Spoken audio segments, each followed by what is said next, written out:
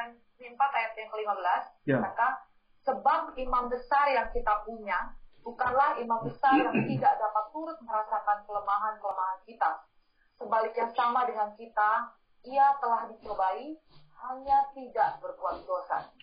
Yes, sama seperti kita, ia telah dicobai hanya tidak berbuat dosa. Saya bacakan New King James Version. Ya, Hebrews 4:15. For we do not have a high priest who cannot sympathize with our weaknesses, but was in all points tempted as we are, yet without sin. Nah, pertanyaannya di sini dikatakan kita memiliki imam besar. Pertanyaannya, siapa itu yang dimaksud di ayat ini? Si imam besar itu berbicara tentang siapa? Tuhan Yesus. Tuhan Yesus. Oke, sekali lagi bahasa Indonesia. Pelan, boleh sekali lagi ya. Sebab imam besar yang kita punya bukanlah imam besar yang tidak dapat turut merasakan kelemahan-kelemahan kita.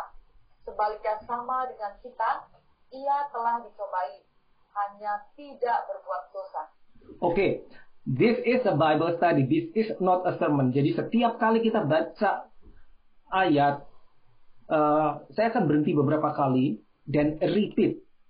Kenapa? Karena ini penting sekali supaya saudara dapat kliknya, ya, sehingga saudara terbiasa begitu baca sesuatu, and then masuk ke layer berikutnya, layer yang lebih dalam.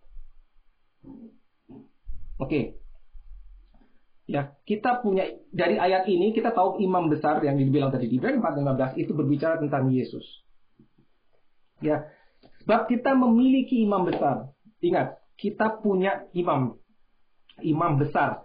Oke, tentunya ini kalau kita lihat di dalam Alkitab zaman Perjanjian Lama, itu imam ada banyak imam. Ada imam besar, itu dua hal yang berbeda. Nah, tapi yang kita punya imam besar ini, ya kita tahu itu bicara tentang siapa? Namanya Yesus. Dikatakan kita memiliki imam besar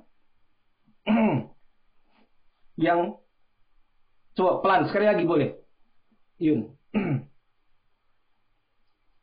Sebab imam besar yang kita punya bukanlah imam besar yang tidak dapat turut merasakan kelemahan-kelemahan kita. Ya, stop dulu. Bukanlah imam besar yang tidak dapat merasakan kelemahan kita. Stop sampai situ. Kita memiliki imam besar. That's the first point. Yang kedua, imam besar yang kita miliki, yaitu bicara tentang Yesus, bukanlah imam besar yang tidak bisa merasakan. Berarti dia bisa merasakan. Okay, this is how you study the Word of God. One single verse, satu ayat saja, you have to stop and repeat over and over supaya saudara dapat sesuatu. Saudara harus masuk layer yang lebih dalam. Jadi kita nggak kelewat begitu saja pada saat kita baca satu ya. Ya, apa poin pentingnya? Di mana kita harus stop dan di mana kita harus ingat. Ya, kita punya imam besar dan dia bisa merasakan. Ya. Jadi pada saat excuse me. Pada saat kita datang kepada dia dengan keluhan, apapun keluhan kita, dia bisa ngomong, aku tahu yang kau rasakan. Nah, saudara sering dengar istilah gini, ada orang datang, mungkin seorang datang kepada temannya dan mengeluhkan sesuatu dan temannya bilang, untuk menghibur, teman itu bilang, okay, that's okay, I know how you feel. Umum ya, pernyataan itu, I know how you feel. Don't worry about it, I know how you feel. Tapi itu belum tentu benar. Kenapa? Karena seringkali itu kalimat hanya untuk menghibur orang tersebut. Kita hanya bisa ngomong sebetulnya, I know how you feel. Aku tahu yang kau rasakan jika kita sudah mengalami hal yang sama dengan orang tersebut. You got it? Oke? Okay? Nah, pada saat kita datang di hadapan Tuhan, ya, ingat, Yesus itu imam besar kita dan dikatakan dia bisa merasakan. Pertanyaannya, kenapa dia bisa merasakan? Nah, lanjutannya Yun. Sebaliknya sama dengan kita, ia telah dicobai, hanya tidak berbuat dosa. Nah, itu alasannya. Kenapa dia merasakan? Karena dia telah dicobai, hanya tidak berbuat dosa. Nah, itu bahasa Indonesia. Nah, saya bacakan yang bahasa Inggris sedikit berbeda. Ya. Karena dalam bahasa Inggris dikatakan, but was in all point tempted. Jadi bukan cuma dicobai, tapi dicobai dalam segala hal. Dalam segala hal. Bukan cuma dicobai, dia sudah mengalami pencobaan dalam segala hal. Jadi kita nggak bakal bisa datang kepada Yesus bilang, Lord, don't you know that I've been through this situation? Tahu nggak sih Tuhan, kamu sih nggak ngerasain Tuhan, aku tuh ngalami gini-gini. Nggak, dia udah ngerasain, dia tahu, dia udah ngerasain. Dia dicobai dalam segala hal. Oke, kembali ke setting perjanjian lama. Tugas seorang imam itu apa, saudara? Kita harus tahu. Let's go deeper than this. Tugas seorang imam itu apa? Nah, dalam perjanjian lama, zaman hukum Musa, itu peranan imam itu penting sekali. Karena zaman itu, seseorang tidak bisa datang langsung ke hadapan Tuhan. Harus melalui perantara yang namanya imam besar. Dan para imam. Nah, imam besar itu perannya penting sekali. Karena setiap tahun dia harus masuk ke dalam ruang maha kudus. Ya, mewakili seluruh bangsa, bukan satu suku, seluruh bangsa. Sambil membawa darah toh, ingat ya. Darah itu sebagai untuk penyucian dirinya dan seluruh bangsa. Masuk ke ruang maha kudus dan dia mengalami perjumpaan dengan God of Israel. Allah Israel. Pada saat dia keluar, dia menyampaikan sesuatu, pesan apa yang dia dapat dari ruang maha kudus. Jadi peranan dia adalah vertikal dan horizontal. Dalam artian begini, imam itu mewakili seluruh bangsa, diwakili one single person, satu orang saja, yang masuk cuma satu, mewakili seluruh bangsa. Jadi bayangkan saudara, pada saat imam besar itu masuk ke ruang maha kudus, seluruh bangsa di luar kemah pertemuan, kemah Musa, menanti dengan cemas. Yang ditunggu apa? Apa statement si imam besar pada saat dia keluar? Karena begitu keluar dia akan menyampaikan statement, Tuhan berkata demikian. Tuhan berkata demikian, menyampaikan berkat-berkat for 1 year. Just 1 year. Karena tahun berikutnya itu harus diulang lagi. Gitu. Jadi dia mewakili seluruh bangsa datang di hadapan Tuhan. Begitu dia keluar dari ruang maha kudus, dia mewakili Tuhan di hadapan seluruh bangsa. Oke, nangkep ya? Itu tugas imam besar. Oke, now. Saya ajak saudara mundur ke zaman bangsa Israel baru keluar dari Mesir. Oke, bangsa Israel berada di dalam penjajahan Mesir sebagai budak, ya, slaves, in slavery. Mereka hidup di dalam tekanan. Ya, 430 years dipimpin Musa keluar. Nah, lalu di situ di padang gurun itu ada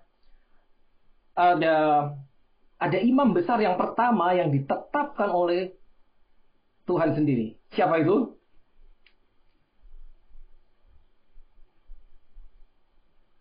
Siapa ingat? Dia dipimpin, satu orang memimpin bangsa Israel keluar yang namanya Musa. Ya, lalu diberi ketetapan Tuhan itu kan di padang gurun. Ya, lalu diangkat seorang imam yang pertama. Yang namanya adalah Imam Harun. Pertanyaannya, kenapa Harun dan bukan Musa yang jadi imam? Karena Musa bilang dia tidak pandai berbicara. Ada yang tahu nggak? Karena Musa bilang dia tidak pandai. Musa memang pernah mengatakan gitu dengan Tuhan pada saat dia diutus, ya. Dia masih berada di Midian, diutus. Oke Musa, kamu kembali ke Mesir, kamu akan kupakai untuk membebaskan bangsaku. Lalu Musa bilang, enggak, jangan aku Tuhan. Aku nggak pandai bicara.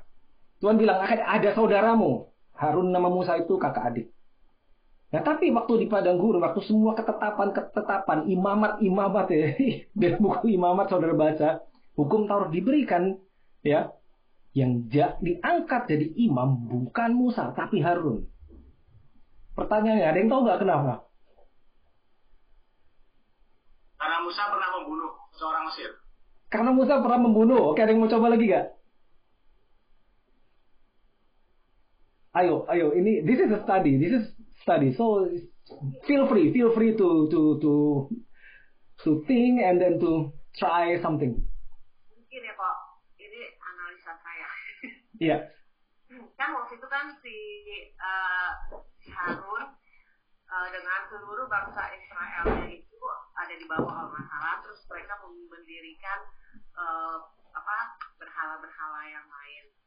Jadi bangsa Israel ini menyuruh Harun untuk pokoknya intinya si bangsa Israel ini ngeluh intinya kayak gitu kan. Nah akhirnya Tuhan marah. Nah mungkin dengan kejadian itu si Harun ini turut ikut serta sama Israel, bangsa Israel ini kayak ikut serta gitu loh, kayak ikutan dalam menyembah berhala gitu. Nah, jadi mungkin terus kan juga bangsa Israel kan dia meminta itu kan kayak hukum kan, Taurat kan. Nah, jadi yang Tuhan ya udah gitu loh, maksudnya ya udah karena kalian pengen minta hukum Taurat, nih gue kasih nih. Jadi karena si Harun ini ikut si bangsa Israel ikut-ikutan intinya, jadi si Harun yang dianggap oke, lu yang ini deh gitu loh, lu yang menjadi ketuanya, intinya nih seperti itu. Ini analisa saya doang. Oke, good answer. Oke, satu lagi ada yang mau coba nggak? Karena si Harun itu keturunan orang Lewi. Harun keturunan orang Lewi, good answer. Musa juga Lewi tapi karena mereka kakak beradik. Nah, jawabannya sebetulnya ada di ayat yang tadi. Nah, perhatikan saudara ya. Mereka ini berdua, ini leaders Israel. Pada saat sebelum bangsa Israel keluar, Musa itu kan bolak-balik menghadap Firaun toh. Berkata kepada Firaun, biarkan bangsa ini pergi. Ya kan gitu kan? Sampai 10 kali lah, kurang lebih bolak-balik. Sampai akhirnya saudara tahu 10 tulah itu. Itu Musa nggak sendiri, berdua sama Harun terus. Kenapa Harun kan yang jadi juru bicara ya kan? Gara-gara Musa bilang sama Tuhan, aku nggak pandai bicara. Tuhan bilang, ada Harun. Dia akan jadi juru bicaramu. Kurang lebih demikian. Nah, ayat yang tadi berkata begini. Ya, Ibrani 4 ayat 15. Dia bilang apa? Kita tidak punya. Boleh sekali lagi, bukan tidak punya. Kita punya, sorry, maaf. Sekali lagi boleh. Ibrani 4:15. Sebab imam besar yang kita punya bukanlah imam besar yang tidak dapat turut merasakan kelemahan-kelemahan kita. Ya, stop dulu. Bukannya imam besar yang tidak dapat merasakan. Berarti seorang imam besar harus bisa turut merasakan kelemahan. Karena dia mewakili bangsanya. Oke, you got it? Nah, alasannya mengapa Harun yang menjadi imam? Karena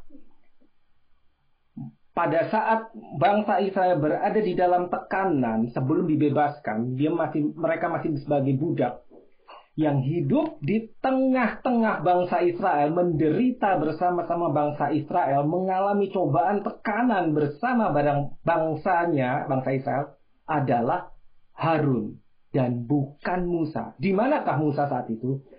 Musa hidupnya di istana Firaun. Nangkap saudara? Ya, nangkap ya. Musa itu 40 tahun dia hidup di istana. Dari kecil dia tanda kutip diadopsi oleh putri raja. Hidupnya enak, dia tidak menderita bersama bangsanya. Harun di tengah-tengah bangsanya. Maka yang qualified sebagai imam adalah Harun dan bukan Musa.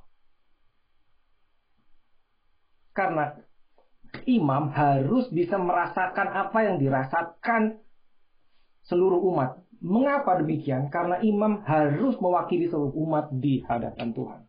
Dikatakan di sini kita punya imam besar yang adalah Yesus yang bisa turut merasakan.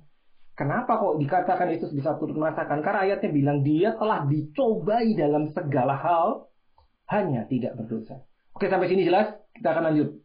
Alright, you got it? Itu kenapa Harun. Nah, posisi Musa saat itu seperti seorang raja. Yang ketok palu itu Musa. Decision itu ada di Musa. Keputusannya tertinggi itu Musa. Jadi saudara lihat dua pattern. King and priest. Ingat ya, bangsa Israel is a kingdom. Ya, kerajaan yang sebetulnya belum ada rajanya memang saat itu. Gitu loh. Ya, kita tahu di Alkitab ada raja banyak. Ada raja-raja Israel. Kalau saya baca kitab raja-raja itu banyak. Ada raja-raja. But the thing is this. Dua posisi ini, king and priest, ini crucial. Penting sekali. Makanya di Alkitab bilang, Tuhan menciptakan engkau dan aku, saudara dan saya, itu sebagai imam dan raja. Jadi kita punya dua office. Kita punya dua jabatan, imam dan raja. Harusnya kalimat ini saudara sudah familiar ya. You are created as king and priest. Tugas saudara sebagai imam dan raja. Nah, nanti kita akan banyak belajar tentang itu pada saat kita masuk seri The Kingdom of God tadi yang saya sudah jelaskan. Kita akan masuk itu menjadi sebuah seri Kingdom of God. Ya. Nah, itu patternnya adalah Musa itu sebagai rajanya, imamnya Harun. Ya. Kita dua-duanya. Nah, oke, kembali ke ayat itu. Ibrani 4:15 dikatakan telah dicobai dalam segala hal. Berarti Yesus mengalami pencobaan. Kapan itu? Segala hal. All. In all points tempted. Hanya tidak berdosa. Let's go deeper. Itu kalimat. Ya. Remember, this is the study. Jadi one verse, satu ayat saudara masuk lebih dalam. Dan saudara berhenti di situ. Menyelidiki apa maksudnya ayat itu. Tempted in all points. Dicobai dalam segala hal. Sehingga qualified Yesus. Jadi saya sudah bilang, dia qualified jadi imam. Dia tahu apa yang kita alami. Dia bukan cuma God, bukan cuma Tuhan, bukan cuma Tuhan, tapi dia imam. Karena dia ngerasain juga apa yang kita rasakan. Kapan dia dicobai? Ya, tentunya pada saat 3,5 tahun itu. Ya, dia melayani, dia mengalami berbagai pencobaan, toh saudara tahu kan, terutama challenge yang terbesar adalah dari pemuka-pemuka agama, orang Farisi, ahli Taurat, ya, para tua-tua Israel. Yang saudara baca di Alkitab itu mereka adalah orang yang selalu menentang apa yang Yesus ajarkan. Itu. Tapi mungkin bukan cuma itu saja. Mungkin dari umur 1 sampai umur 30 yang kita tidak tahu ceritanya. Kita tahu di Alkitab Yesus lahir dari bayi. Lalu cerita yang terekam di Alkitab adalah terakhir Yesus umur 12 tahun. Habis itu nggak ada rekam jejak. Dari umur 12 tahun sampai 30 tahun ini apa yang dialami Yesus nggak ditulis di Alkitab. Tiba-tiba dia muncul lagi udah umur 30. Enggak saudara? Lahir, ya, sampai umur 12 itu ada direkam di Alkitab. Tapi 12 sampai 30 nggak ada. Tiba-tiba muncul lagi, dia udah 30. Pernah kepikir gak? Apa aja yang dialami Yesus dari 12 sampai 30? Ngapain aja? Bagaimana masa remaja? Dia kan melalui remaja juga tuh, umur sekian belas tahun gitu. Apa yang dialami? Dia harus menjalani kehidupannya sebagai manusia biasa. Baru sesuatu terjadi umur 30. Apa itu? Saat dia dibaptis. Now this is amazing. Yang kita akan masuk ke sini, saudara. Ya. Kita akan masuk. Pada saat umur 30 tahun, jadi saudara bayangkan gitu, dia menjalani kehidupan biasa, mungkin sekolah juga, ya saya nggak tahu ya zaman dulu gimana sistem sekolahnya, mungkin dia punya teman main biasa, ya. Kalau bayangkan saudara zaman sekarang, dia melalui kehidupan sama seperti yang kita alami, sama seperti saudara, anak-anak saudara. Sampai tiba-tiba, dia sudah selesai, katakanlah selesai sekolah, mungkin dia bekerja, mungkin juga tukang kayu, karena keluarganya tukang kayu. Tiba-tiba umur 30 berubah semuanya. Seakan-akan oke, ini saatnya untuk melakukan kehendak Bapa. Melakukan kehendak Bapa. Dan dia meninggalkan segalanya. Kita tahu dia sebagai tukang kayu kan sebelumnya. Tapi saudara kebayang nggak bahwa Yesus itu melayani Bentar saya ambil charger. Bentar, sorry. Dia 3,5 tahun dia muter-muter di Israel. Galilea segala dari Galilean turun ke bawah, kalau lihat saudara peta Yerusalem, naik lagi ke atas, kemana-mana muter. Dia bawa peralatan tukang kayu nggak? Ya. Apa dia memikul-mikul kayu, membawa cangkul, mungkin membawa apa sih, gergaji kayak orang layaknya tukang kayu? Tidak, dia telah meninggalkan segalanya. Kenapa? Umur 30, dia mengambil keputusan. Yohanes 6 ayat 38, mari. Yohanes 6 ayat 38. Yohanes 6 ayat yang ke-38. Sebab aku telah turun dari surga, bukan untuk melakukan kehendakku, tetapi untuk melakukan kehendak Dia yang telah mengutus aku. Yes. Dia mengatakan apa? Melakukan kehendak Dia, kehendak Bapa yang mengutus aku. Nah, untuk bisa kita melakukan kehendak Bapa, Yesus sendiri ngasih contoh. Jadi dia harus meninggalkan kehendaknya Dia. Gitu loh. Yesus sendiri harus menanggalkan seluruh haknya, kehendaknya untuk mengikuti kehendak Bapanya. Yohanes 4:34. Yohanes 4:34, kata Yesus kepada mereka, makananku ialah melakukan kehendak Dia yang mengutus aku dan menyelesaikan pekerjaannya. Ya, melakukan kehendak Dia yang mengutus, berarti kehendak apa? Bapanya. Bukan kehendak Yesus, bukan kehendak Bapanya. Yohanes 6:40. Yohanes 6 yang ayat. Ya.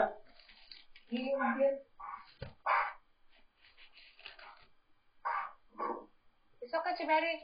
Yuk, mari. Ayo. Sebab inilah kehendak Bapakku, yaitu supaya setiap orang yang melihat anak dan yang percaya padanya beroleh hidup yang kekal, dan supaya aku membangkitkannya pada akhir zaman. Ya, jadi dari 3 ayat itu kita tahu yang dilakukan dia itu bukan maunya dia. Dia selalu mengungkapkan statement, the things that I do, I don't do out of myself. Bagaimana bisa gitu? Ya dia punya kehendak, orang dia manusia biasa. Jangan lupa ya, kita masih ada hubungannya sama Ibrani 4:15 tadi. Dia dicobai dalam segala hal. Untuk bisa meletakkan maunya kita itu kan gak gampang kan, saudara, kita semua tahu lah. Untuk mengikuti kehendak orang lain, itu aja deh. Itu nggak gampang. Tapi apa yang terjadi saat umur 30? Kenapa umur 30? Dari cerita sejarah mengatakan bahwa seorang untuk bisa dianggap sebagai rabi zaman itu, rabbi itu apa? Master teacher. Itu minimal dia harus umur 30. Maka umur 30 Yesus start. Ya, umur 30 dia start. Diawali dengan apa? Kita lihat Yohanes 1 ayat 29. Saya bacakan aja. Ini New King James.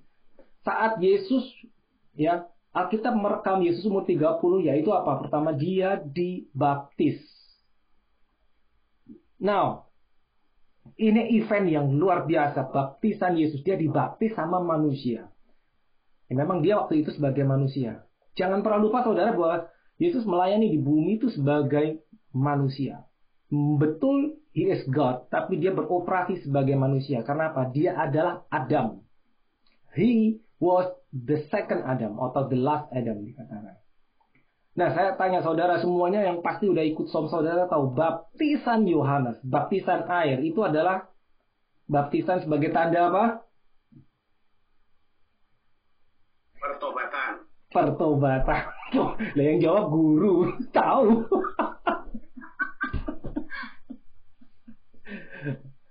Mana nih? Di sini ada lulusan terbaik nih, ada lulusan terbaik nih. Jadi harusnya jawab duluan dia. Tadi udah dijawab kok, cuman kalah cepat kombonya. Oh gitu. Oke, tanda pertobatan. Nah, saudara ingat? Kita jawab cuman nggak ada suara. Oke, baptisan air sebagai tanda pertobatan. Sekarang saya tanya, logika, mari kita berlogika. Yang butuh bertobat itu kan hanya orang berdosa, toh? Nah, Yesus apa dia berdosa? Enggak, ayatnya tadi bilang dia dicobai dalam segala hal, yet without sin. Dia mengalami semua pencobaan tapi dia tidak berdosa. Jadi sebetulnya dia nggak perlu dibaptis. Nangkep maksudnya? Pertobatan, oke, kamu bertobat ya, itu secara umum ya, kayak orang berdosa bertobat. Ya, memang bahasanya artinya adalah pertobatan itu change our mind, metanoia, repent bertobat, change our mind, berubah pikiran kita. Nah, Jadi pada saat Yesus memberikan dirinya mau dibaptis, makanya Yohanes tadinya nggak mau membaptis dia. Yohanes bilang, aku yang harusnya dibaptis sama kamu. Yesus bilang, biarin, nggak apa-apa, permit it to be so. Dia tahu itu kehendak Bapanya. Karena dia harus mengidentifikasikan dirinya menjadi sama dengan manusia. Dia harus mengidentifikasi dirinya sebagai orang yang butuh pertobatan, walaupun harusnya nggak perlu dia. Dia harus mengidentifikasikan dirinya sama seperti orang-orang berdosa, walaupun dia tahu dia nggak punya dosa. Anggap ya saudara. Makanya dia memberikan dirinya dibaptis. Nah kalimatnya, Yohanes 1 ayat 29 begini.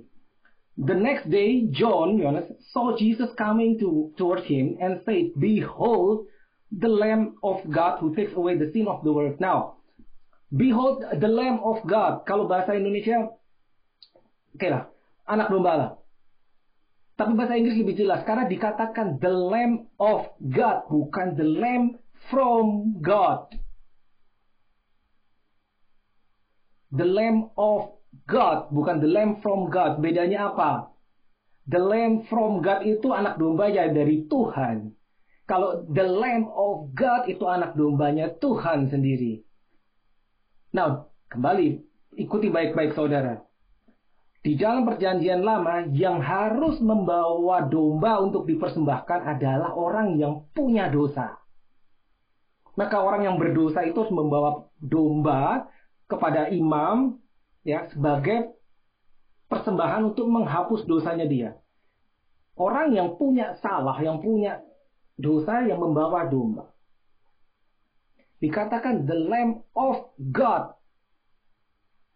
God doesn't have sin. Tapi dikatakan ini dombanya Tuhan. God doesn't have to bring a lamb because God doesn't sin. Tapi dia mengidentifikasi dirinya sebagai sama seperti orang berdosa, maka dia membawa domba. Saya nggak tahu saudara bisa tangkap apa enggak. Some of you, okay. Ya kan? Lalu 32. And John bore witness saying, I saw the Spirit descending from heaven like a dove and he remained upon him. Ya, saudara tahu ceritanya. Yesus dibaptis, keluar dari air, surga terbuka, Roh Kudus turun dalam bentuk burung merpati. Yohanes tahu, dia melihat. Lalu ada suara yang berkata, This is my beloved son in whom I am well pleased. Inilah anakku yang kukasihi, kepadanya aku berkenan. Ya, saudara tahu semua itu, harusnya sudah tahu. Event itu menandai permulaan ministerinya Yesus. Dia harus dibaptis dulu. Nah, saudara nyadar nggak? Pada saat dia dibaptis itu dia harus menanggalkan semuanya. Karena dia harus menjadi sama seperti manusia. Jadi dia menyerahkan semua kemauannya. Menyerahkan semua rencana-rencananya untuk tunduk kepada rencana Bapa. Mulai titik itu dalam diri Yesus tidak ada istilah yang namanya free will. Nggak ada. Dia hapus semuanya. This is heavy. Heavy stuff. Nggak ada lagi free will. Nggak ada. Dia melakukan 100% kehendak Bapanya. Jadi keinginan dia udah ditutup semuanya. Sama siapa? Sama dia sendiri. Cuma satu. One single focus, one single purpose. Aku harus melakukan kehendak Bapa. Gitu. Gak ada free will-nya lagi, gak ada, ditaruh semua sama dia. Makanya dia berani ngomong sama murid-murid, kalau kamu mau jadi muridku, sangkal dirimu. Karena apa? Dia udah ngalami itu, dia melakukan itu juga, dia menyangkal dirinya juga dan pikul salibmu. Saudara pasti ingat kalimat itu. Ya, jadi dia mendedikasikan dirinya dulu. Komit dirinya dulu terhadap rencana Bapa. Lalu berikutnya, sebelum dia masuk ke dalam ministry, apa yang terjadi? Nah ini rada aneh ini. Mari kita ke Matius 4. Ini rada aneh nih.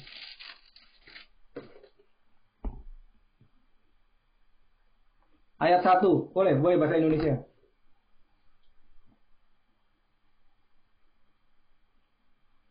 Maka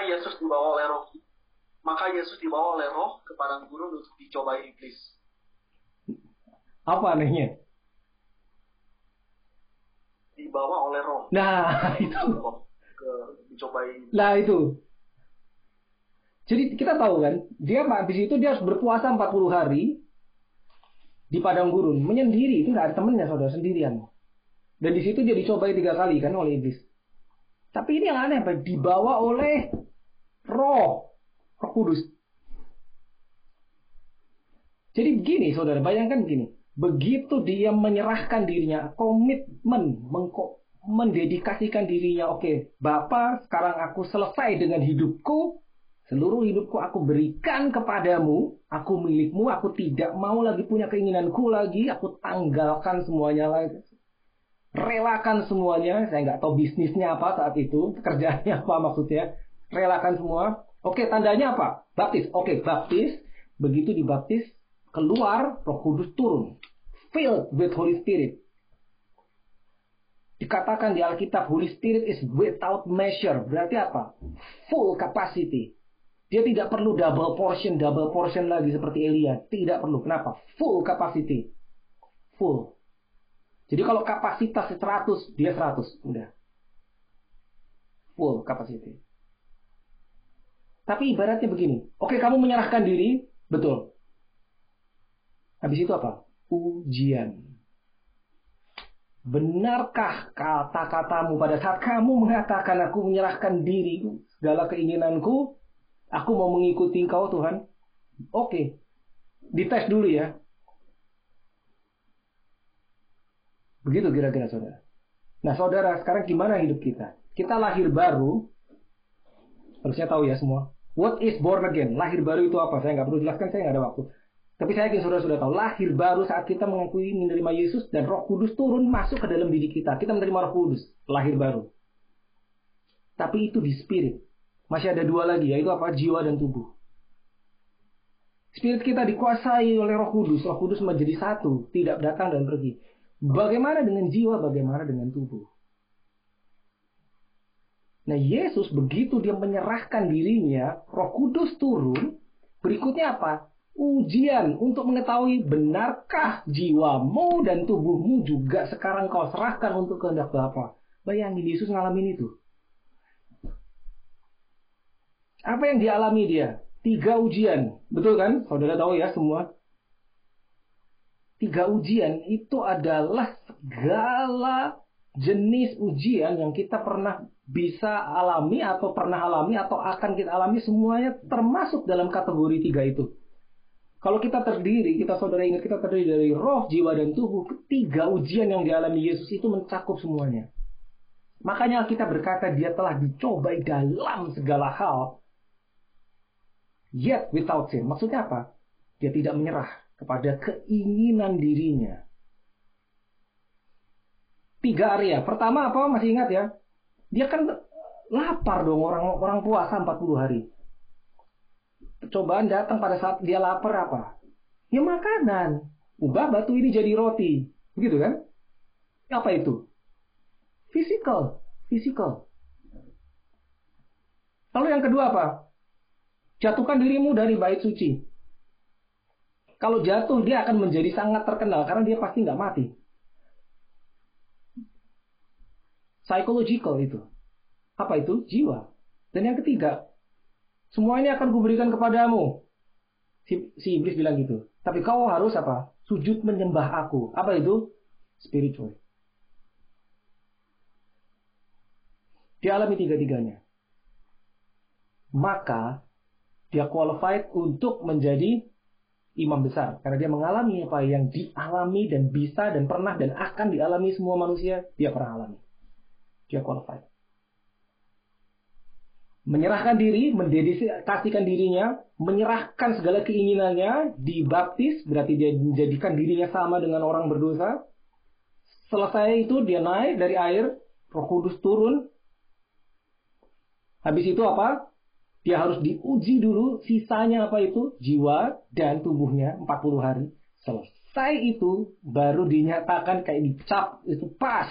Berarti sekarang roh, jiwa, dan tubuhmu milik Bapa. Makanya statement dia setelah itu, dia bisa ngomong, apa yang aku lakukan kehendak Bapa. Makanya dia tidak pernah gagal dalam ministrinya. Karena dia mengalir 100%. Bukan cuma rohnya, tapi roh, jiwa, dan tubuhnya. Di dalam kuasa Roh Kudus. Tapi dia ngalamin itu dulu. Kenapa? Karena dia 100% manusia. Jadi tubuhnya harus dicobai. Jiwanya harus dicobai. Spiritnya adalah God. Gitu. Oke? Ada satu lagi yang penting, saudara. Saat Yesus dibaptis dan dia naik keluar dari air, ya kita tahu ceritanya, langit terbuka, Roh Kudus turun dalam bentuk burung merpati, lalu ada suara yang berkata apa tadi? Inilah hambaku yang kukasihi, atau inilah anak. Inilah anakku apa inilah hambaku? Anak. Kenapa anak? Kenapa bukan inilah hambaku?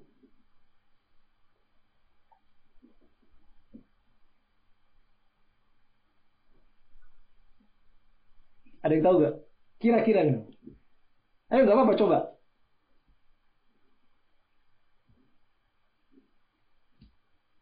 Dia berkenan di hadapan Bapa. Kenapa? Dia diperkenan terhadap Bapa karena dia sudah melakukan apa yang sudah menjadikan Bapa untuk dibaptis secara air. Padahal dia sebenarnya nggak. Ya, kalimatnya adalah inilah anakku yang kukasihi, kepadanya aku berkenan. Itu berkenan. Tapi yang ditanyakan kenapa kok bukan inilah hambaku? Memang dia berkenan, tapi kenapa Pak harus anak gitu? Kenapa kalimat itu harus keluar dari mulut Bapa? Itu adalah konfirmasi loh dari Bapa. Sebelum dia mulai ministry, dia harus dikonfirmasi. Bapa harus ngomong dulu, ini anakku. Bukan cuma itu, yang kukasihi. Bukan cuma itu, aku berkenan sama dia. Yesus perlu itu bahkan. Kenapa? Karena dia meninggalkan keilahiannya di saat menjadi manusia. Menjadi manusia. Tapi kan bisa sebagai hamba juga dong harusnya.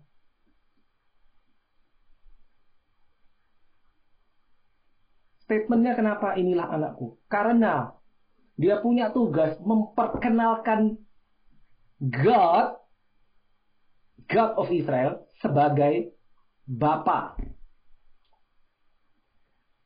Dia punya tugas memperkenalkan Bapa. Karena saat itu manusia belum ada yang tahu bahwa God of Israel, Allah Israel itu adalah Bapa. Mereka hanya tahu ya Tuhan adalah God yang jaraknya begitu besar, yang tidak bisa di-approach demikian mudahnya, harus melalui berbagai ritual mereka approach. Nggak semua orang bisa approach Tuhan. Hanya imam besar, hanya nabi, ya kan? Hanya raja. Dan Yesus adalah orang satu-satunya yang punya tugas memperkenalkan God sebagai figur ayah. Dan untuk memperkenalkan ayah hanya bisa dilakukan oleh anak. Hamba nggak bisa. Karena hamba hubungannya dengan Tuhan. Kalau anak hubungannya sama ayah.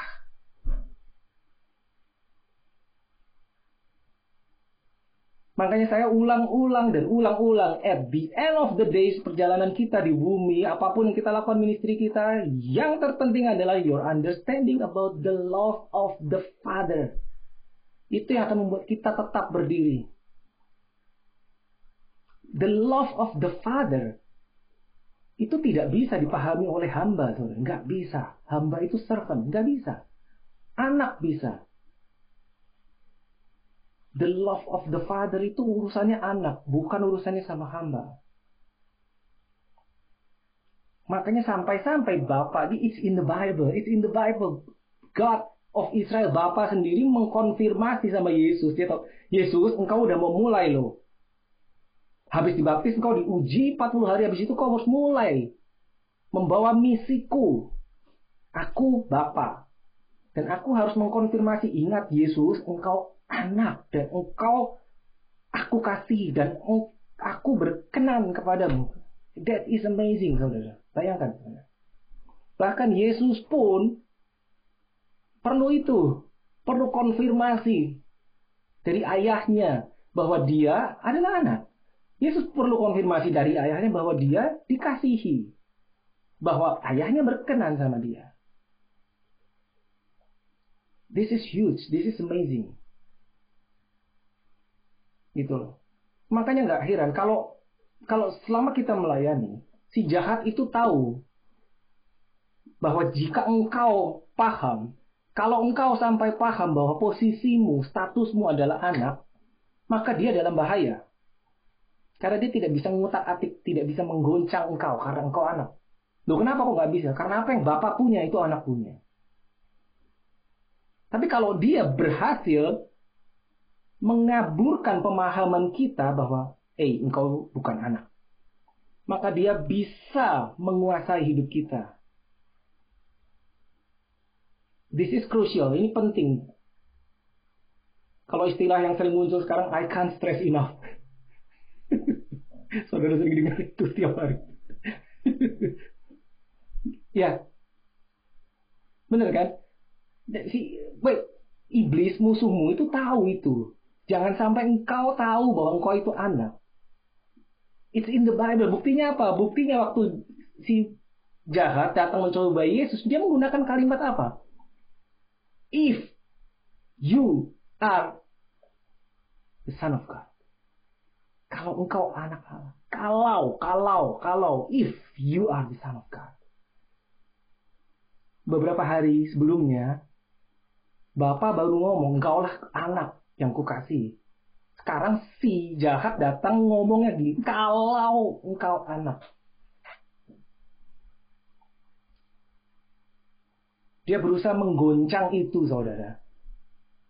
Apa yang dilakukan dia terhadap Yesus, itu dia akan lakukan juga terhadap kita. Kenapa? Karena kita juga anak sebenarnya. Tapi kalau kita nggak tahu, itu yang bahaya. Bukan cuma itu. Kenapa dia harus mengkonfirmasi anak, ya, bahwa engkau anak, bahwa engkau dikasih. Karena dia harus memperkenalkan Bapa, dia harus merepresentasikan. Maksudnya apa? Dia ngomong sama Filipus, Bapa dan aku ini satu. Kalau kau tahu aku, kau kenal Bapa. Bukan cuma memperkenalkan, tapi merepresent. Jadi kalau kita mau tahu Bapa itu seperti apa, lihatlah Yesus. Itu 100% fotokopinya Bapa.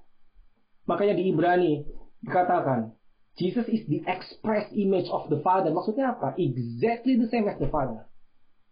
Dia merepresentasi ini loh. Bapa itu ya kayak aku ini. Kalau kau lihat anak, engkau lihat Bapa. Kalau kau kenal anak, engkau kenal Bapa. Maka dia harus tahu posisinya, tahu statusnya persis.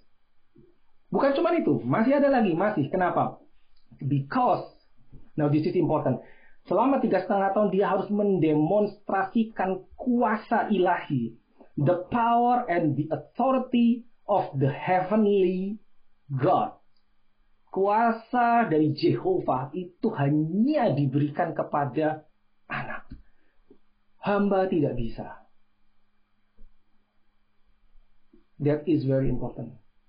Makanya sebelum dia mulai, ini dikatakan loh di Alkitab yang bilang Roh Kudus diberikan without measure, in full capacity. But, you have to walk as my son. Your heart is the heart of a servant. But your status is my son. That I love, yang aku kasih, yang mana aku berkenan. Itu pertama kan, saudara tahu kan? Action, the first. Yesus menyerahkan dirinya, konfirmasi. Oke, kamu anak. Ya, kamu anak ya. Jadi kamu nanti masuk ke dalam pencobaan 40 hari kamu puasa nanti, kamu akan dicoba iblis. Jangan lupa bahwa kamu anak. Ini setan tahu. Makanya yang digoncang itu, jika engkau anak Allah. Nah, kemudian saudara ya, you got it? This is crucial. Saya tahu tidak semua orang di luar sana, tidak semua orang bisa memahami. This is simple matter, kelihatannya. No, this is crucial, this is huge, this is big. This is big. Benar-benar penting sekali. Ya. Makanya tadi ayatnya Ibrani 4 ayat 15, dia sebagai imam besar. Dia pernah mengalami berbagai pencobaan kapan? Yaitu waktu di padang gurun. Spiritually dia dicobai, ya mentally di dalam alam jiwa dia dicobai, dan secara roh pun juga dia cobai dan dia menang. Ya, yet without sin berarti gini loh. Ini saudara bayangkan ini. Si jahat tidak perlu capek-capek, tidak perlu repot-repot datang kepada Yesus. Aku cobain Yesus, aku memberikan temptation kepada Yesus supaya dia berdosa. Iblis mikir gitu. Coba barangkali berhasil. Dia tidak akan repot-repot mencoba Yesus jika itu tidak mungkin. Jika Yesus tidak mungkin jatuh. Jadi dia tahu Yesus itu sebagai manusia bisa jatuh. Hanya dia memilih untuk tidak jatuh. Ingat, dia sebagai Adam. Ya kan? Ingat, 2000 tahun sebelumnya the same person, the devil, mencobai Adam dan Adam jatuh. Maka begitu muncul Adam yang kedua, dia melakukan hal yang sama. Aku cobain yang ini. Mungkin dia juga jatuh. Aku tawarin ini. Nggak berhasil. Aku tawarin yang kedua. Nggak berhasil. Aku tawarin yang ketiga. Nggak berhasil. Jadi Yesus memilih untuk taat. Itu pilihan Yesus. Bukan karena dia God. Bukan karena dia sebagai Allah. Tapi sebagai manusia. Makanya dia bisa memberi contoh. Aku telah taat.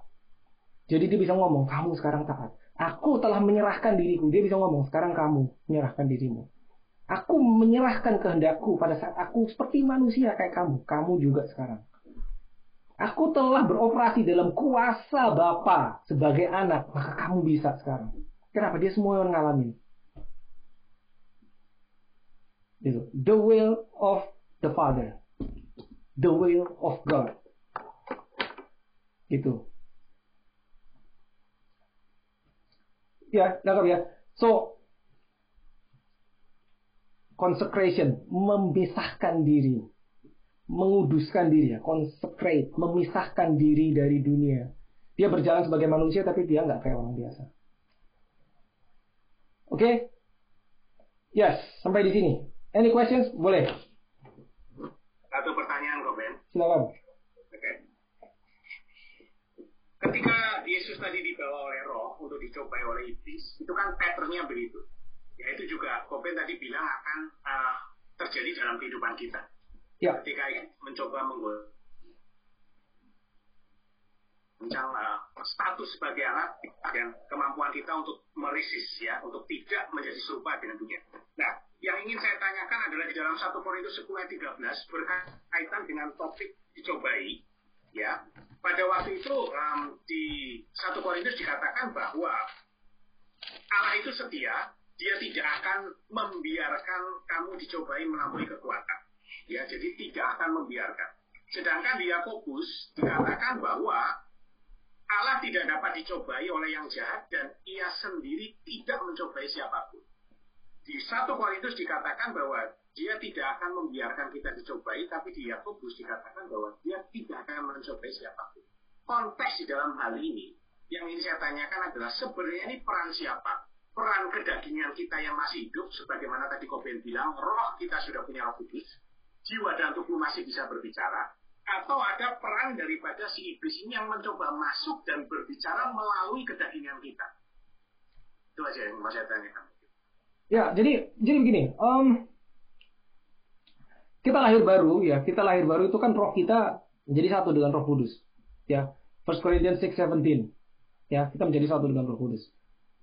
Tapi kan kita masih punya problem di jiwa dan tubuh. Kenapa? Karena ini yang bersinggungan dan berkaitan terus di alam jasmani. Makanya meskipun status kita anak, meskipun status kita dikuduskan, kudus, kita masih bisa berbuat jahat. Ya kan? Nah, jadi sebetulnya itu dua realita yang berbeda. Gitu, dua realita yang berbeda. Makanya si Paulus saja pernah bilang, the things that I want to do, I don't do, but the things that I don't want to do, I do. Dia sedang menjelaskan ini ada dua realita yang berbeda. Gitu loh. Jadi sebetulnya konteksnya demikian gitu loh. Nah, dua kita dicobai, dikatakan kita dicobai oleh keinginan kita sendiri. Gitu. Nah, jadi apa itu? Si jahat itu tahu. Si jahat itu tahu karena dia tidak bisa mengambil keuntungan atas kita tanpa tanda kutip seizin kita. Dia tahu manusia punya keinginan yang diutak-atik itu. Nah, itu yang kalimatnya bilang kau dicobai oleh keinginanmu. Gitu loh. Maka dia akan bermain di situ. Gitu. Keinginan ya tentunya apa yang di Alkitab bilang, keinginan mata, keinginan daging, keangkuhan hidup, 3 hal itu ya. Itu semua di area jiwa. Melalui sensornya adalah tubuh kita. Gitu. Nah itu yang akan menjadi sasaran, tanda kutip lah sasarannya itu. Gitu. Dia nggak bisa ngapa-ngapain, dia cuma bisa ya istilahnya apa? Temptation. Nah, temptation. Nah gini, dosa kalau dalam bahasa Inggris sin itu bisa berarti 2, kata benda dan kata kerja. Ya, kalau dalam bahasa Indonesia dosa is dosa gitu kan ya. Bahasa Inggris ada 2. Sin itu sebagai sin dosa atau sinful action sebagai actionnya. Nah, manusia tidak bisa jatuh ke dalam dosa, status dosa, sinful action tanpa, ini penting, tanpa temptation. Nggak bisa. Harus ada. Jadi sistemnya gini. Ada keinginan, ya, dicobai oleh keinginan, ya, dia mengambil keuntungan dari keinginan kita, lalu dia memberikan temptation, itu yang namanya temptation. Kan sisanya terserah kita tuh, kita menyerah apa enggak sama temptation. Pada saat itu sedang terjadi proses itu, proses temptation itu diberikan, kita dicobai under temptation, itu belum dosa sebetulnya, belum, itu masih di sini. But pada saat kita menyerah dan kita melakukan action, baru itu jadi dosa.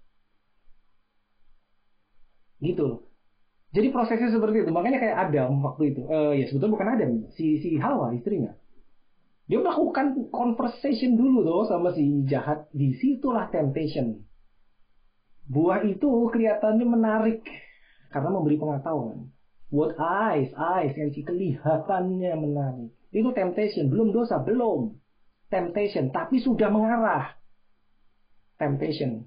Gitu. Nah, pada saat dia take action, itulah menjadi dosa. Baru akibatnya muncul. Gitu. Jadi memang bukan Tuhan yang mencobai. Manusia dicobai oleh keinginannya sendiri. Nah, ada satu saya ingat ini. Satu ayat di Alkitab mengatakan bahwa kuasa dosa adalah hukum Taurat. Maksudnya apa? Kuasa dosa kok hukum Taurat? Ya. Upah dosa adalah maut. Kuasa dosa adalah hukum Taurat. Maksudnya apa? Hukum Taurat kok kuasa dosa? Maksudnya gini, saudara. Gini, nah contohnya kalau saudara di train station lah katakanlah. Itu kan nggak boleh ngerokok toh. Karena apa? Ada tulisannya no smoking. Tapi pada saat tulisan itu nggak ada, orang merokok, dia tidak melanggar. Gitu loh. Nggak bisa di-charge, karena nggak ada larangannya. Tapi bayangkan gini, dia lagi asik merokok, tiba-tiba petugas datang dan menaruh tulisan persis di atas kepalanya no smoking. Sedang dia merokok. Berarti apa? Beberapa menit sebelumnya dia belum berdosa, karena belum ada larangan, belum ada law-nya, belum ada hukumnya, tanda kutip belum ada Tauratnya. Begitu dia sedang melakukan itu, tiba-tiba dikasih larangan, dikasih hukum law, maka dia melanggar. Maka itulah yang disebabkan kuasa dosa adalah hukum Taurat. Kalau nggak ada hukumnya dia nggak salah. Karena ada hukumnya dia salah. Karena dia melanggar. Dianggap melanggar. Nah, si jahat tahu. Maka dia mengambil keuntungan dari hukum-hukum. Gitu loh. Zaman Musa dikasih 10 toh hukum. Ya udah 10-10-nya dilanggar. Dia hanya bisa melakukan temptation atas 10 itu. Zaman Adam hukumnya cuma 1. Apa itu? Jangan makan buah itu. Pernah kepikir nggak saudara? Kenapa si jahat, si ular tidak membujuk Hawa manusia untuk membunuh suaminya aja? Udahlah. Selesai. Kenapa? Karena nggak ada hukumnya. Dikasih hukum cuma 1. Buah itu jangan kamu makan. Disitulah di mana hukum itu ada. Di situ temptationnya itu masuknya lewat situ. Saya harap ini bisa dipahami ya. Gitu. Gimana Pak Fedi, ada yang ini? Enggak sih Pak Andrea. Jadi saya mengerti bahwa dulu Kopen pernah ngajarkan bahwa ular tidak bisa, iblis tidak bisa memaksa Adam dan Hawa untuk menyerahkan otoritas. Ya. Yang bisa adalah hanya untuk diperdaya sampai dengan inisiatif mereka sendiri. Betul. Itu diberikan. Ya. Nah itu baru bisa. Dia sama dengan kita berarti sekarang. Yes, betul. Seberat apapun temptation-nya, kalau selama kita tidak menyerah kepada itu ya kita akan aman sebenarnya. Benar sekali, betul sekali. Thank you, Pak Berti. Sama-sama, iya gitu loh. Jadi kondisi kita sekarang seperti itu, saudara. Mau nanya, Pak Ben? Ya, silakan. Pak Ben bilang temptation itu adalah suatu ujian. Karena tadi Pak Ben bilang Tuhan Yesus Kudus full dari Roh Kudus full, terus Roh Kudus membawa Yesus ke padang gurun. Tujuannya kan untuk menguji apakah dia benar-benar sudah full Roh Kudus apa belum. Ya. Tuhan. Jadi istilahnya sepertinya Allah Bapa kayak udah kong kali kong gitu sama iblis. Naikkan derajat level Tuhan Yesus gitu.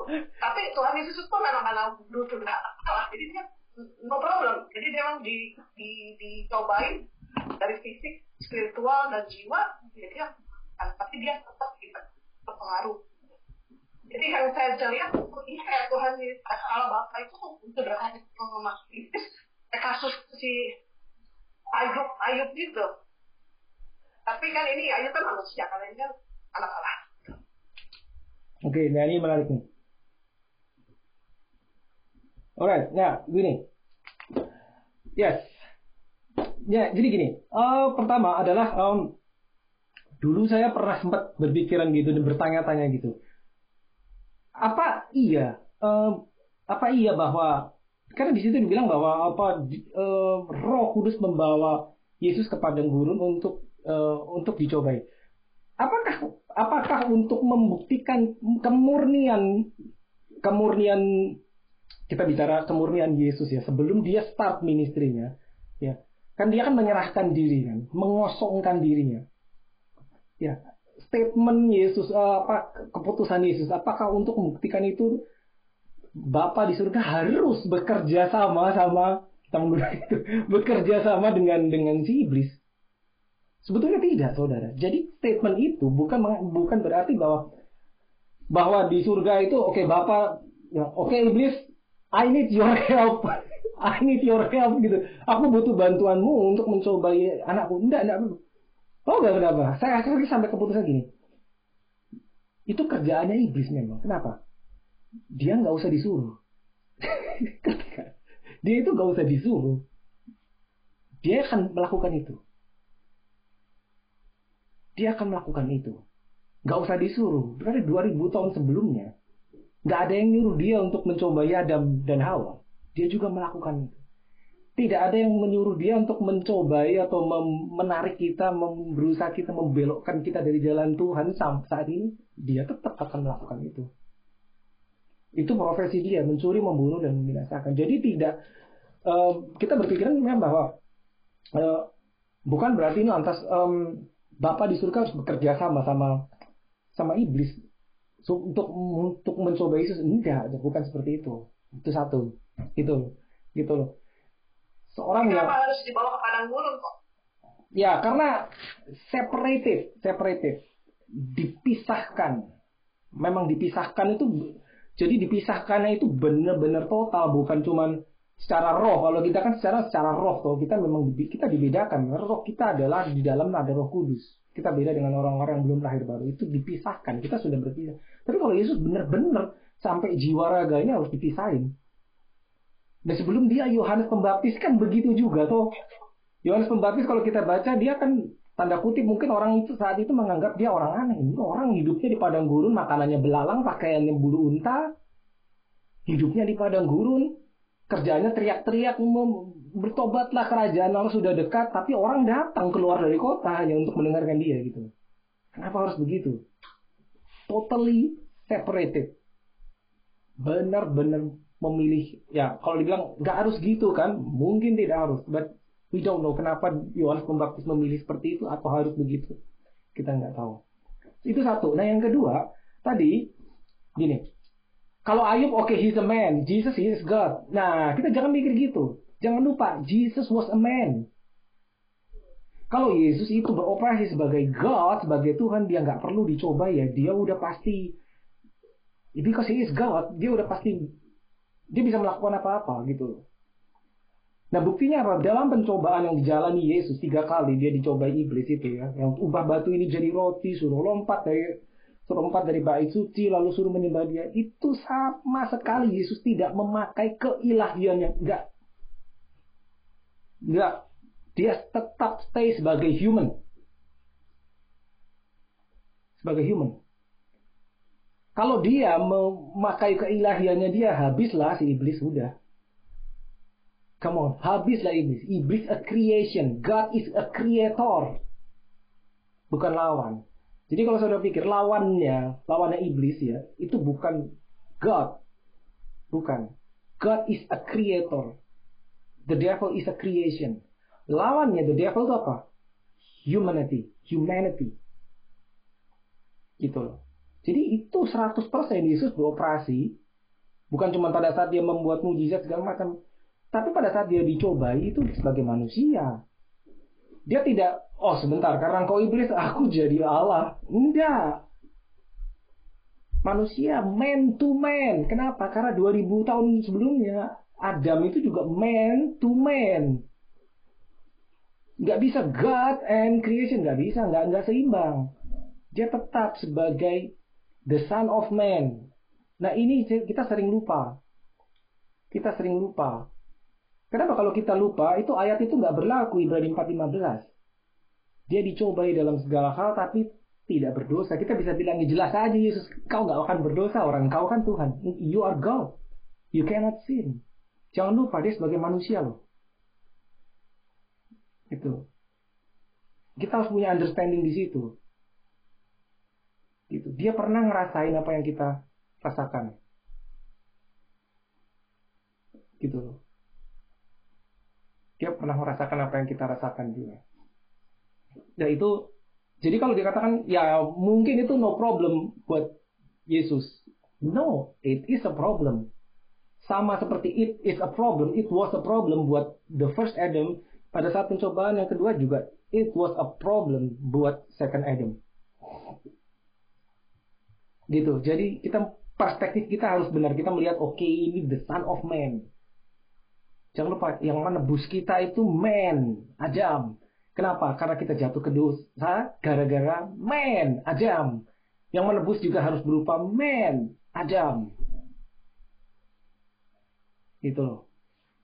This is deep, I know this is deep. Jadi kita untuk memahami bahwa Jesus is son of man, itu mungkin nggak langsung klik gitu aja kita dapat. No, you need to meditate on the fact.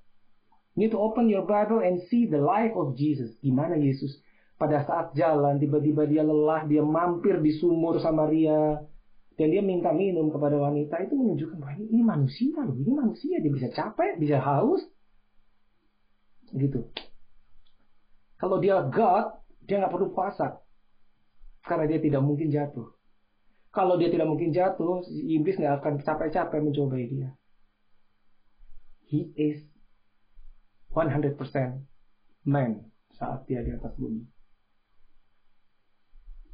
Itu. Nah, itu yang perlu kita pahami. Gitu. Yes, gimana?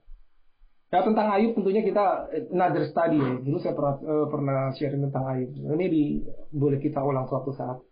Tapi saudara bisa kembali lihat rekamannya tentang Ayub, kehidupan Ayub.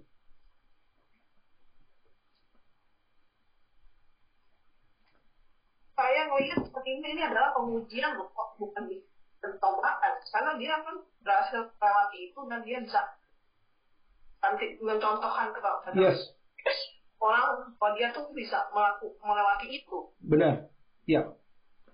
Ya betul, itu sebuah ujian untuk membuktikan kemurnian, katakanlah statementnya, penyerahan dirinya gitu. Tapi dari sisi dari sisi jahat, dari sisi iblis ya tentunya ini adalah pencobaan supaya dia jatuh. Gitu loh. Jadi tujuannya si jahat, si iblis itu cuma satu, pokoknya dia harus jatuh. Sama seperti yang Adam yang pertama dia berhasil, nah ini dia berusaha supaya yang ini Adam kedua juga berhasil dijatuhkannya. Gitu. Tapi ya kita tahu ceritanya kan. Yesus berhasil, maka kuasa itu sempurna. Yang dibilang tadi, the spirit is without measure, dan di Lukas, saya lupa ayat berapa. He returned in the power of the spirit. Maksudnya dia kembali dari padang gurun dalam kuasa Roh Kudus. Jadi begitu dia keluar 40 hari itu selesai, itu udah 100%, tuh power udah full, kuasa udah full. Dia mau ngapain aja, dia membuat mujizat apa aja, dia sudah bisa karena sudah melalui itu, sudah terbukti lah. Gitu loh. Dia sudah terbukti. Gitu loh. Ada lagi nggak? Jadi kenapa kok kita kenapa cerita itu harus ada gitu loh? Cerita itu harus ada gitu. Karena itu menunjukkan kepada kita. Itu menunjukkan kepada kita. Kenapa kalimat Yesus bisa, engkau akan melakukan juga apa yang aku lakukan, bahkan lebih besar. Kenapa harus ada seperti itu? Kalimat itu mana mungkin gitu Tuhan? Ternyata mungkin. Kalau kita tahu konteksnya, bahwa dia sebagai manusia, kita sebagai manusia juga. Dia dipenuhi roh. Kita juga dipenuhi roh. Roh Kudusnya di sana, sekarang Roh Kudusnya juga sama, roh yang sama. Gitu. Dia punya misi memperkenalkan ayahnya. Nah, misi itu sekarang diberikan kita sama, memperkenalkan ayahnya. Ayah dong, kita kan ayah, dia kan ayah kita juga, makanya kita manggil dia Father. Dan Yesus dibilang yang sulung, the firstborn. Isn't that amazing? Ya, jadi satu hal kita pelajari bahwa imam adalah seorang yang harus bisa merasakan siapa yang diwakilinya. Dia harus tahu, dia harus ngalami. Ya Harun itu dia ngalami, Aaron dia ngalami, Musa tidak ngalami. Gitu. Maka dia jadi imam. Yesus harus ngalami, maka dia layak jadi imam. Karena dia telah mengalami. Dia tahu penderitaan manusia, dia tahu apa yang kita alami kalau kita sedang sedih atau apa, sedang merasa bagaimana, dia tahu. Dia bisa ngomong, aku pernah dalam posisimu. Gitu. Imam besar. Gitu. Cuma satu hal yang menarik, iblis di situ ditulis dengan huruf I besar. Ya. Sedangkan dalam hal-hal yang lain roh jahat. Tapi kalau ini iblis dengan cetak besar, tentunya ini mungkin Lucifer sendiri mungkin. Iya, saya percaya. Iya, rasanya itu memang karena kita tahu bahwa sebetulnya yang namanya the devil itu, demons itu belum tentu devil. Ya, saya rasa saya pernah share ini sedikit ya. Demons itu belum tentu the devil. Karena the devil is one single person, yaitu Lucifer itu. Gitu loh. Gitu. Hanya seringkali dipakai sebagai jadi kayak kalimat untuk mewakili bahwa ternyata ya itu pihak yang jahat gitu. Itu yang jahat sebagai padahal sebelumnya belum tentu the devil, itu demons gitu, demons atau roh-roh jahat. Devils itu kayak kerajaan, nah pimpinannya Lucifer itu the devil itu satu gitu, di bawahnya ada demons, roh-roh jahat gitu. Ini intermezzo aja kok. Ya. Makanya Abraham tuh disuruh sama istrinya Sarah untuk memperistri Hagar itu cobaan atau kan belum ada Roh Kudus. Iya. Itu gimana? Kenapa dia mengambil Hagar menjadi istrinya? Ya sudah. Jadi gini loh. Kita pahaminya begini. Tuhan tuh punya rencana. Ya. Tuhan punya rencana. Dan dalam rencana dia selalu butuh manusia. Jika rencana Tuhan itu untuk sesuatu yang ada di bumi, dia perlu manusia. Kenapa dia perlu manusia? Karena manusia adalah representatifnya, yang punya manusia itu adalah roh dengan kostum jasmani. Maka untuk beroperasi di bumi dia perlu manusia. Gitu. Dia punya kehendak, sayangnya manusia juga punya. Gitu loh. Yang diharapkan, yang diinginkan adalah pada saat manusia diberi rohnya, maka kehendak si manusia tersebut yang sudah ada rohnya akan sama selaras dengan kehendaknya si pencipta. Tapi ternyata pada kenyataannya tidak selalu demikian. Bahkan lebih banyak manusia punya kehendak sendiri. Gitu loh. Ya pada saat ada Abraham ya akhirnya mengambil Hagar atas saran istrinya, ya jelas itu bukan kehendak Tuhan, itu hanyalah murni kehendak manusia, gitu loh. Apakah itu bagian dari pencobaan? Ya, dalam arti ide siapa itu kan gitu kan? Ide apakah itu ide dari ide dari Bapa? Saya percaya itu bukan. Saya percaya itu bukan karena dia punya ide satu kan. Ya, keturunanmu ya yang dari istrinya kan, anak perjanjian. Ya, itu yang akan mewarisi negeri tanah itu gitu loh. Ya Adam kan si Abraham pemahamannya nggak sama. Loh, pokoknya kan keturunanku. Ismail kan keturunanku juga. Kenapa? Gitu. Bagi si Abraham sama aja, pokoknya kan keturunanku. Betul, dan itu betul, itu keturunannya Abraham loh. Gitu. Tapi ternyata tidak demikian di mata Bapa di surga, nggak demikian. Gitu loh. Yang dari Sarah. Gitu loh. Kenapa? Karena yang dari engkau sendiri, si Hagar, itu dari keinginan daging. Nah saudara, kalau saudara, saya ada 3 seri sebetulnya tentang Abraham. Ya hopefully one day. Jadi gini, kenapa harus nunggu gitu loh? Dia kan dijanjikan, dia dipanggil menerima janji Tuhan, dia umur 75. Ishak lahir, dia umur 100. Kenapa lama banget nunggunya 25 tahun? Terus saudara bisa pahami kenapa dia harus tunggu 25 tahun. Itu luar biasa. Dibilang apakah itu proses? Yes, betul itu proses. Nah di dalam proses itu banyak hal yang bisa terjadi saat kita, pada saat kita berjalan di dalam proses, kita pasti bisa belok. Itu banyak yang menarik di kanan. Oke, belok di link sebentar aja Tuhan, saya belok. Nanti saya balik lagi kok. Bisa saudara. Tapi itu bagus nggak? Ya enggak, jelas saja. Di sebelah kiri ada bagus, saya belok sebentar aja Tuhan, saya balik lagi kok. Tapi jujur aja itu yang sering kita buat. Gitu loh. Adam harus melalui proses 25 tahun.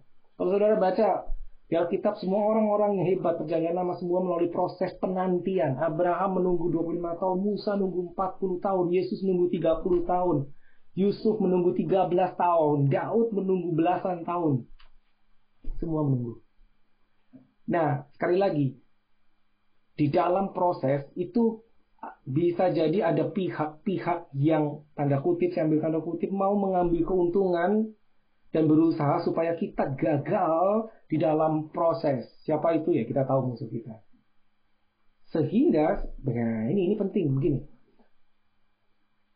Tiba-tiba gini, saudara mengambil keputusan di hadapan Tuhan. Saudara berdoa dan saudara mengambil Tuhan. Bapa, aku mendedikasikan seluruh hidupku. Aku mau ikut Engkau. 100% aku mau meletakkan keinginan jasmani. I will follow you, Lord. Luar biasa toh, luar biasa. Kira-kira berikutnya apa yang terjadi? Kok macam-macam tiba-tiba ada cobaan ini, cobaan ini. Nah seringkali pada saat kita mengalami hal-hal yang gak enak, ya, hal-hal yang gak enak, kita memikir salah apa saya? Belum tentu karena engkau melakukan kesalahan, justru bisa jadi karena engkau melakukan sesuatu yang benar, maka kau alami itu. Kenapa? Nah, iya, ngerti ya maksudnya ya?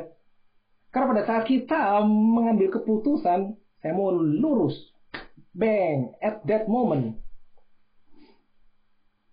Saudara tahu kan? Ada pihak-pihak yang dengan sengaja ditugaskan untuk membelokkan engkau. gitu. Dan seringkali yang dipakai itu bukan sesuatu yang jahat, bukan sesuatu yang kelihatan buruk. Karena kalau buruk kita tahu itu saya hindari. Enggak, justru yang baik. Saya mau lurus Tuhan, ini jalanmu aku tahu. Sempit, yes aku tahu. Sedikit orang yang melaluinya, yes Tuhan. Di situ lebar, ya aku tahu. Aku mau yang ini Tuhan, sempit. Aku pilih ini. Yang dipakai oleh musuh untuk membelokkan kita, bukan sesuatu yang kita nggak suka. No, yang kita suka. Loh iya dong, bener gak sih? Karena kalau kita nggak suka, dengan mudah kita tolak. That is temptation. Kita tidak bisa dicobai, tempted dengan sesuatu yang kita nggak suka. Nggak bisa. Musuhnya tahu. Gitu loh. Now, jadi begini. Ya, oke. Sebelum kita close. This is just an example from Jesus. Tapi ini kenapa cerita ada di Alkitab? Lalu ada direkam di Injil ya, ada di Matthew, ada adegan Yesus di baptis, ada di Lukas, ada di Matthew, ada di John ya. Ya walaupun detailnya beda-beda dari ketiga itu, detailnya beda-beda. Ya.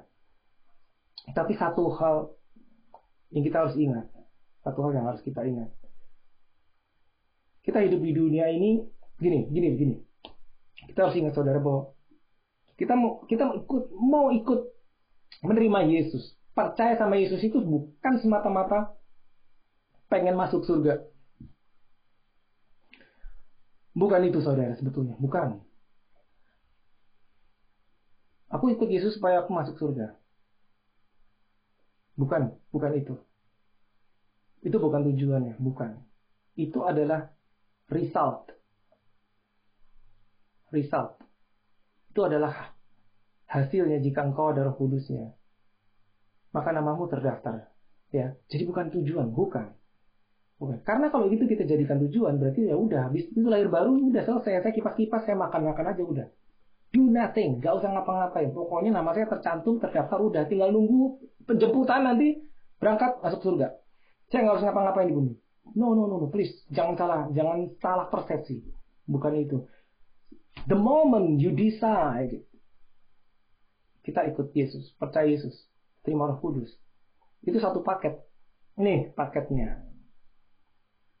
Prosesnya adalah apa? Engkau harus makin hari semakin seperti Yesus. Goalnya itu mirip sama Yesus. Yang sulung tadi yang dibilang yang sulung, the firstborn. Lalu apa yang dilakukan? Mewakili kerajaan surga. Mewakili ayah. Itu paketnya. Mewakili ayah. Dalam kelakuan, perbuatan, perkataan, semuanya. Mewakili ayah. Supaya apa? Supaya jadilah kehendakmu di bumi. Di mana di bumi? Supaya apa? Supaya sama seperti di surga. Itu hanya bisa dilakukan oleh anak. Sayangnya hanya bisa dilakukan oleh anak. Status, ingat. Posisimu boleh jadi hamba. Fine. Karena apa? Hati hamba itu penting. Seperti Yesus, hati seorang hamba. Tapi kalau kita misconception antara hati hamba dan status hamba, bahaya. No, bahaya. Jelas-jelas ditulis Alkitab, dia merelakan anaknya yang tunggal supaya dia mendapatkan banyak anak. Dia tidak perlu merelakan anak kalau hanya untuk mendapat hamba. You got it? Dia punya hamba banyak malaikat di situ. Dia melepaskan anaknya yang tunggal supaya dia mendapatkan banyak anak, bukan mendapatkan banyak hamba. Please listen carefully. This is crucial.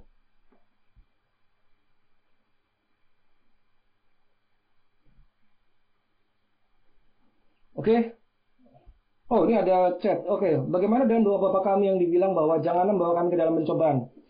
Itu berarti dari Tuhan? Bukan. Kalimat itu ada supaya kita tahu jika pencobaan itu datang, itu bukan dari Tuhan. Makanya jangan membawa kami dalam pencobaan. Supaya kita tahu bahwa jika ada pencobaan datang, it's not from God. Maka tadi yang sudah dibilang Pak Freddy di Yakobus bahwa Tuhan tidak bisa dicobai dan dia tidak mencobai.